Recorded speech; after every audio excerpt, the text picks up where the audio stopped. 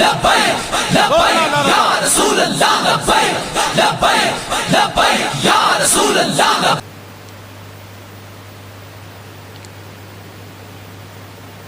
برادران ملت اسلامیہ، ممبر رسول پر جلوہ بار نائبین مصطفیٰ، قاری قرآن و حافظ کلام ربانی، معزز سامعین و سامعات، السلام علیکم ورحمۃ اللہ تعالی وبرکاتہ. وعلیکم السلام ورحمۃ اللہ وبرکاتہ.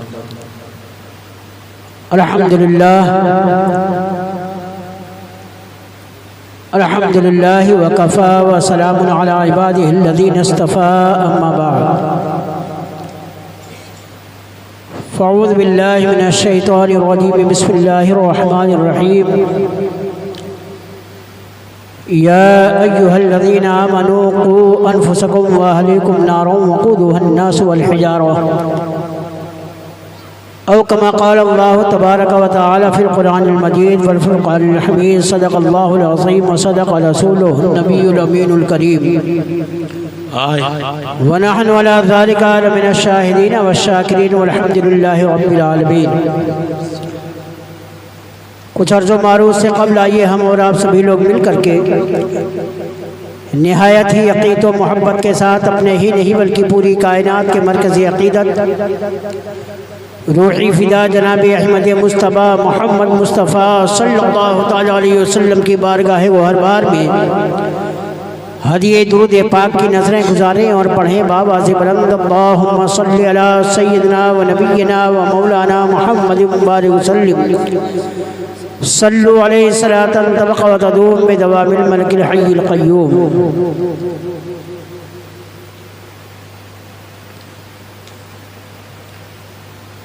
ادب سے آؤ، ادب سے بیٹھو، ادب کرو، یہ ادب کی جا ہے.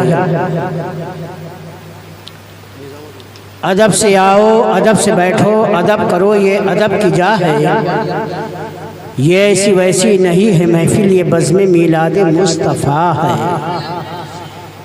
یہ ایسی ویسی نہیں ہے محفل، یہ بزم میلاد مصطفیٰ ہے. اور جہاں ذکر حبیب ہوتا ہے خدا خود قریب ہوتا ہے. جہاں ذکر حبیب ہوتا ہے خدا خود قریب ہوتا ہے. ان کی محفل میں بیٹھنے والا آدمی خوش نصیب ہوتا ہے. حضرات،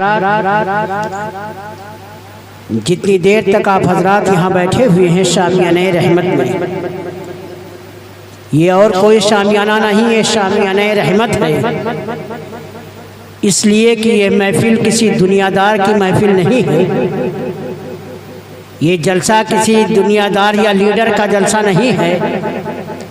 یہ جلسہ احمد مختار کا جلسہ ہے، خلیفہ کردگار کا جلسہ ہے، محبوب پروردگار کا جلسہ ہے. اس جلسے کے علاوہ جلسے تو بہت ہوا کرتے ہیں، اس کی آرائش و زیبائش تو بہت ہوا کرتی ہے، اس کی اشاعت تو بہت ہوا کرتی ہے، رنگ و روغن سے اس کو بقعہ نور بنا دیا جاتا ہے. لیکن یہ ہمارا ایمان اور عقیدہ یہ بول رہا ہے کہ اس چھوٹی محفل جسے آپ چھوٹی محفل کہہ رہے ہیں، اس محفل سے بڑھ کر کے کوئی دنیا دار کا جلسہ نہیں ہو سکتا.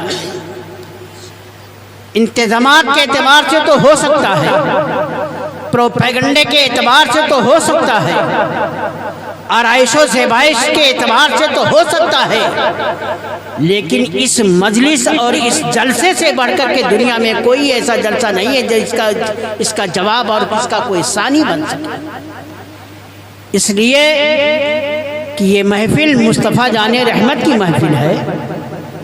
اور جب میرے محبوب آقا دو جہاں صلی اللہ علیہ وسلم کا کوئی ثانی نہیں ہے تو ان کے جلسے کا بھی کوئی مثال نہیں، ان کے جلسے کا بھی کوئی مثال نہیں ہے.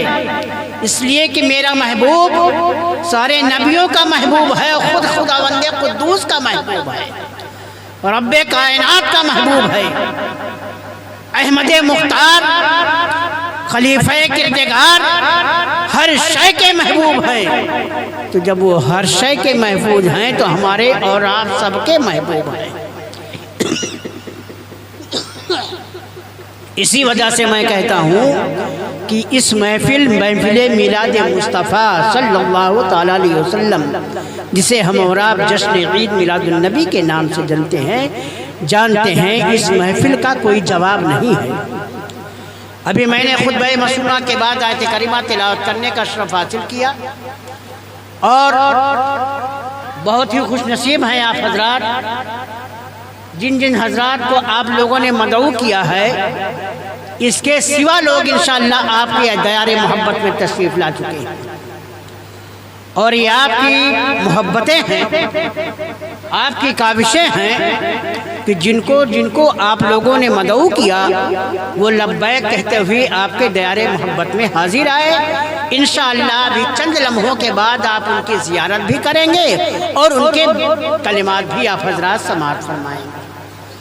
اندلیب گلشن رسالت، ہندوستان کے ہر کوچہ و بازار میں پڑھنے والی شخصیت جناب محترم ذاکر اسماعیلی کے نام سے، اسماعیلی اور بہراچی کے نام سے جانی جاتی ہے، وہ شاید تشریف لا چکے ہیں۔ اور خطیب ہندوستان، واعظ خوش بیان حضرت علامہ قاری روح الامین صاحب قبلہ بکی بھی جلوہ آوری ہو چکی ہے۔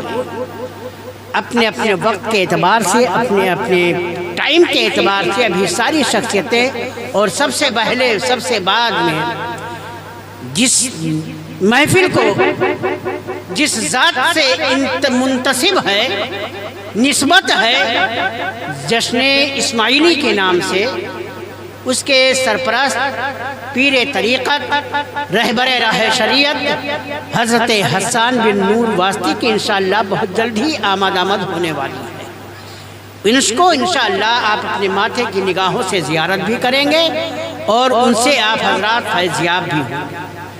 چند لمحے کے لیے میں آپ کے درمیان حائل آیا، ابھی تک یہ اجلاس خالی ہے ہمارا، حالانکہ یہ دستور نہیں ہے کہ پوسٹر میں جو ہے نام بھرا پڑا ہے باہری لوگوں کا، اور آبادی کے لوگ اس میں ٹائم اور وقت گزاری کرنے تو یہ ہمارے اعتبار سے تو غیر مناسب ہوتا ہے، لیکن جب تک لوگ نہیں آ رہے ہیں تو وقت گزاری کے لیے میں آپ کے سامنے حاضر آیا۔ دعوت دی جاتی ہے، دعوت پر لوگ لبیک کہتے ہیں، لیکن تھوڑا سا اگر آنے میں تھوڑا آگے پیچھے بھی ہو جایا کرتا ہے، میں کسی کے ساتھ کچھ معذرت بھی ہو سکتی ہے، تو لہذا ایک مرتبہ اور محبت کے ساتھ پڑھنے درود پاک، اللہم صلی علی سیدنا و نبینا و مولانا محمد وآلہ وسلم، صلو علیہ صلاۃ تبقى وتدوم بدوام الملک الحی القیوم۔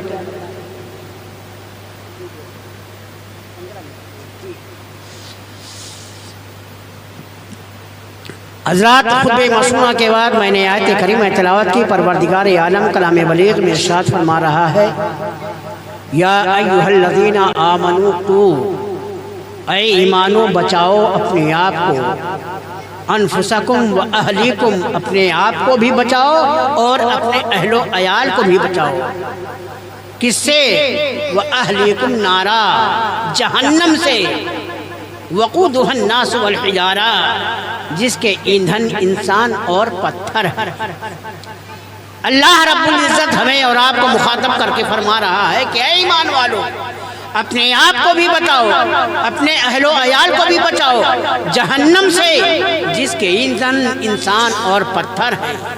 تو حضرات، یہ جہنم اللہ رب العزت نے دو چیزیں پیدا فرمائی ہیں، جنت اور جہنم، اور ہر انسان متلاشی ہے، ہر انسان کی خواہش ہے کہ ہمیں جنت مل جائے، جنت میں ہمارا دخول ہو جائے، جنت کے حقدار ہم ہو جائیں، ہماری زندگی کا کوئی عمل خداوند قدوس کی بارگاہ میں قبول ہو جائے جو ہمارے لیے جنت میں داخلے کا سبب بن جائے۔ حضرات، آج بہت سے لوگوں کو میں نے سنا ہے کہتے ہوئے، جو لوگ چند وقت روز نمازیں پڑھنا چالو کر دیتے ہیں اور قرآن پاک کی تلاوت کرتے رہتے ہیں، ان کو اپنی نماز پر بھی فخر ہے۔ میں نے سنا اپنے کانوں سے، میں جو سنتا ہوں وہی کہتا ہوں، یہی نماز ہمارے لیے کافی ہے، یہی قرآن ہمارے لیے کافی ہے۔ میں بھی یہی کہتا ہوں، اگر میری نماز کا ایک سجدہ، پوری زندگی کا ایک سجدہ خداوند बंदे कुद्दूस की बारगाह में कबूल हो जाए तो पूरी जिंदगी नहीं बल्कि हमारा एक सजदा अल्लाह की बारगाह में कबूल होने के बाद जन्नत में दाखिले का सबब बन सकता है। लेकिन क्या हम जिंदगी भर नमाज पढ़ते रहें? क्या हम किसी सजदे के ताल्लुक से ये कह सकते हैं कि हमारा कोई सजदा अल्लाह की बारगाह में कबूल है? मैं तो अपने असलाफ की नकल को अदा कर रहा हूँ। काश ये नकल हमारी असल हो जाए। उनकी अदाओं को मैं अपना रहा हूँ इसलिए कि महबूब की अदा भी महबूब हुआ करती है और अल्लाह वालों से जिन चीज़ों को निस्बत हो सकती है, अल्लाह वाले तो अल्लाह के दोस्त हैं ही, अल्लाह के महबूब हैं ही, और जिन चीज़ों को अल्लाह के महबूब बंदों से निस्बत हो सकती है उनके अंदर भी कमाल और महबूबियत भी पैदा हो जाया करता है। तो मैं आपको बताऊं, ये पत्थर बेहिस्सो हरकत है। क्या उसके लिए नमाज का खिताब आया है कि ए पत्थर तू नमाज पढ़, ए पत्थर तू रोजा रख, ए पत्थर तू अरकाने इस्लाम को अदा कर, ए पत्थर तू ये काम कर? पत्थर उसका मुखातब नहीं है। अगर कोई मुखातब है तो हजरत इंसान मुखातब है, हम मुखातब हैं, आप मुखातब हैं। अल्लाह ने हमें और आपको और सबको भी अल्लाह ने मुखातब नहीं किया है कि या अय्युहल्लज़ीना आमनू, ईमान वालों को मुखातब किया है। या अय्युहल्लज़ीना काफिरून नहीं कहा, या अय्युहल्लज़ीना मुनाफिकून नहीं कहा, या अय्युहन्नास नहीं कहा। न तो लोगों को मुखातब किया, न काफिरों को मुखातब किया, न मुर्तद्दीन को मुखातब किया, न मुनाफिकीन को मुखातब किया। अगर अल्लाह रब्बुल इज्जत ने मुखातब किया तो मोमिनीन को मुखातब किया। और यही हमारे और आपके लिए नसीब का बाइस क्या नहीं हो सकता है। हर शय अपनी महबूब शय को याद किया करती है, जिसको जिससे मोहब्बत होती है उसी को याद किया करता है और उसी को मुखातब किया करता है। तो गोया कि आप अल्लाह की बारगाह में महबूब हैं तो परवरदिगार आलम ने आपको या अय्युहल्लज़ीना आमनू कह करके पुकारा है कि ऐ ईमान वालों तुम बचाओ अपने आप को। और किससे? जहन्नम से, जिसके ईंधन इंसान और पत्थर है। लेकिन आज हमारा और आपका अकीदा ये है कि बहुत से लोग ये कहते हैं कि हमारी मोहब्बत औलिया कराम से ये हमारे लिए जन्नत का सबब बन सकता है। अंबिया कराम की मोहब्बत ये हमको जन्नत में दाखिल हमको ले जाने के लिए काफ़ी है। और अगर यही काफ़ी हुआ करता तो मैं आपको बताऊं, मुस्तफ़ा जाने रहमत रातों रात क्यों इबादत कर रहे थे? अगर यही काफ़ी होता तो सरकारे गौसे पाक को अपने पीर पर क्या भरोसा नहीं था कि उनके पीर उनको जन्नत में ले जाते? लेकिन नहीं, सरकारे पीराने पीर रोशन ज़मीर रज़ी अल्लाह ताला अन्हु वरज़ाहु अन्ना 40 साल तक फजर ईशा की वजह से नमाज़ नफ़्ल अदा फरमाते रहे। 40 साल तक सरकारे गौसे पाक, तो क्या हत्ते गौसे पाक को अपने पीर पर भरोसा नहीं था कि मेरा पीर जन्नत में ले जाने के लिए काफ़ी है? नहीं मियाँ, अमल से ज़िंदगी बनती है, जन्नत भी जहन्नम भी। ये खाकी अपनी फितरत में न नूरी है न नारी है। अगर हम जन्नतियों का अमल करेंगे तो जन्नत में जाएंगे, और अगर जहन्नमियों का अमल करेंगे तो जहन्नम में जाएंगे। आप कहोगे मोमिन जहन्नम में जाएगा ही नहीं। मैं कहता हूँ मोमिन भी जाएगा जहन्नम में। अगर गुनाह है तो गुनाह की सफाई के लिए बंदे मोमिन को भी जहन्नम में जाकर उसकी धुलाई और सफाई होगी, और जब धुलाई और सफाई हो जाएगी तब उसका जन्नत में दाखिला होगा। ये कसाफत लेकर के नहीं जाएंगे, ये गुनाह लेकर के नहीं जाएंगे, ये गंदगी लेकर के नहीं जाएंगे। अगर हमें और आपको जन्नत पे जाना है तो अपने आप को नबी कौनैन के लाइफ के किरदार पर आपको अपनी ज़िंदगी गुजारनी होगी, उनके लाइफ मिशन को अपनाना होगा, उनके लाइफ तर्ज ज़िंदगी पर अमल करना होगा। मैं आपको बताऊँ, हज़रत अनस बिन मालिक रज़ियल्लाहु ताला अन्हु वरज़ाहु अन्ना नबी कौनैन की महफिल में जलवा अफरोज़ थे।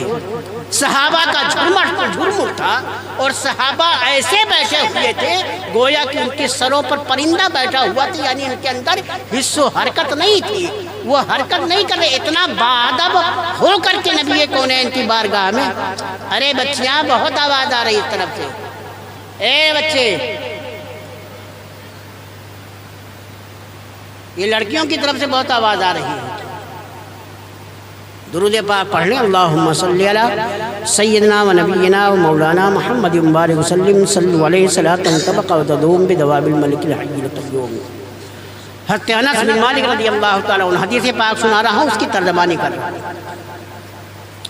انس بن مالک رضی اللہ تعالیٰ عنہ وارضاہ عنہ بیان فرماتے ہیں کہ مصطفیٰ جان رحمت صحابہ کرام کی جھرمٹ میں جلوہ افروز تھے، درمیان میں جلوہ افروز تھے۔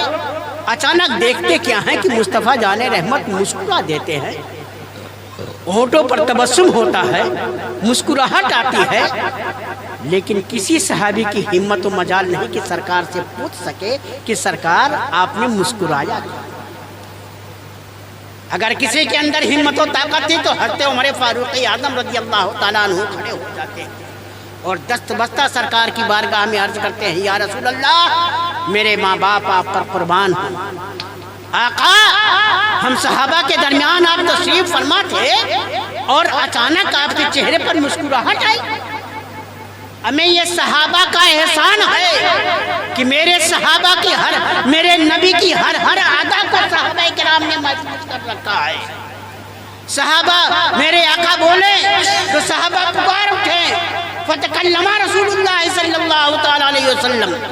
آقا بیٹھے تو صحابہ پکار اٹھے، فجلس رسول اللہ صلی اللہ تعالیٰ علیہ وسلم۔ صحابہ آقا مسکرائیں تو صحابہ پکار اٹھے، فتبسم رسول اللہ صلی اللہ تعالیٰ علیہ وسلم۔ آقا کھڑے ہو جائیں تو صحابہ پکار اٹھے، فقام رسول اللہ صلی اللہ تعالیٰ علیہ وسلم۔ آقا سوئے تو صحابہ پکار اٹھے، فنام رسول اللہ صلی اللہ تعالیٰ علیہ وسلم۔ گویا کی کہنے کا مطلب یہ ہے کہ یہ صحابہ کا اتنا بڑا احسان ہے کہ میرے آقا مصطفیٰ جان رحمت کی ہر ادا کو ان لوگوں نے محفوظ کر رکھا، اور انہوں نے محفوظ کیا تو ہم تک وہ ساری باتیں اللہ ان صحابہ کے ذریعہ سے ہم تک پہنچ چکی۔ تو حضرت عمر فاروق اعظم رضی اللہ تعالیٰ عنہ وارضاہ عنہ کھڑے ہوتے ہیں اور عرض کرتے ہیں، نعرہ لگا رہے ہیں، علماء کرام کی آمد ہو رہی، نعرہ تکبیر، نعرہ تکبیر، نعرہ رسالت، نعرہ رسالت، نعرہ رسالت، جشن عید میلاد النبی، جشن عید میلاد النبی، عرس جشن اسماعیلی، جشن اسماعیلی کانفرنس، نعرہ تکبیر، نعرہ رسالت۔ تو صحابہ عمر فاروق اعظم رضی اللہ تعالیٰ عنہ حضرت احمد مختار صلی اللہ علیہ وسلم سے باادب کھڑے ہو کر کے عرض کرتے ہیں، یا رسول اللہ میرے ماں باپ آپ پر قربان ہوں، یا رسول اللہ مسکرانے کی وجہ کیا ہے؟ کوئی ایسی وجہ تو ہم لوگوں کے سمجھ میں نہیں آ رہی ہے۔ تو سرکار فرماتے ہیں، میں دیکھ یہ رہا ہوں کہ قیامت قائم ہے اور ایک شخص اپنے حق کا مطالبہ کر رہا ہے کہ میرا حق مجھ کو دے دو، دعویٰ کر رہا ہے، اپنے حق کا مطالبہ کر رہا ہے دوسرے شخص سے، میرا حق مجھے دے دو۔ تو وہ شخص کہتا ہے، اللہ کی بارگاہ میں عرض کرتا ہے، یا رسول اللہ اے پروردگار عالم، میرے تو سارے حق حقوق، میرے سارے اعمال تو ہمارے عزیز و اقارب نے لے رکھا ہے، میرے پاس تو کوئی عمل ہی نہیں ہے کہ میں اس کا حق ادا کروں۔ اس کے بعد وہ شخص مطالبے پر مطالبہ کر رہا ہے، پروردگار عالم میرا حق مجھے چاہیے، اور دعویٰ کر رہا ہے، مدعی بن کر کے سامنے کھڑا ہے، حق میرا دے دو۔ تو پروردگار عالم فرماتا ہے کہ اس کے سارے گناہ اس کو لا دو، یعنی اس کے پاس تو کوئی نیکی بچی نہیں تھی، سارے عزیز و اقارب نے اس کی ساری نیکیاں لے لی، اور اس کے بعد دوسرے مدعی کا سارا گناہ اس کے اوپر لاد دیا جاتا ہے۔ اب گناہوں سے دبا جا رہا ہے اور حق کا مطالبہ کر رہا ہے۔ میرے آقا اپنے دندان مبارک کو دانتوں میں دابتے ہیں اور فرماتے ہیں کہ یہ کیسا وقت ہے اور کیسا وقت ہے کہ کوئی انسان کسی کا یار و مددگار نہیں ہے۔ اگر کوئی انسان اگر اپنے حق کا مطالبہ کرنا چاہ رہا ہے، مانگ رہا ہے، تو اس کو دینے کے لیے اس کے بعد کوئی اسباب و ذرائع نہیں۔ یہاں تک کہ وہ مطالبے پر مطالبہ کرتا ہوا چلا جا رہا ہے، اور اس کے بعد آقا فرماتے ہیں کہ اے مدعی ذرا یہ تو بتا اپنے پیروں کے نیچے تو دیکھ. تو جب دیکھتا ہے تو اس کو تحت الثری تک ہیرے اور جواہرات کے مکانات نظر آتے ہیں, سونے اور چاندی کے مکانات نظر آتے ہیں, محلات نظر آتے ہیں. تو کہا کیا دیکھ رہے ہو؟ آقا نے فرمایا کیا دیکھ رہے ہو؟ کہا یا رسول اللہ میں اپنے پیروں کے نیچے دیکھ یہ رہا ہوں کہ بہت ہی عالی شان مکان تیار ہیں, ہیرے اور جواہرات کے بنے ہوئے ہیں, سونے اور چاندی کے بنے ہوئے ہیں. تو وہ مدعی عرض کرتا ہے یا رسول اللہ یہ مکان کس کے ہیں؟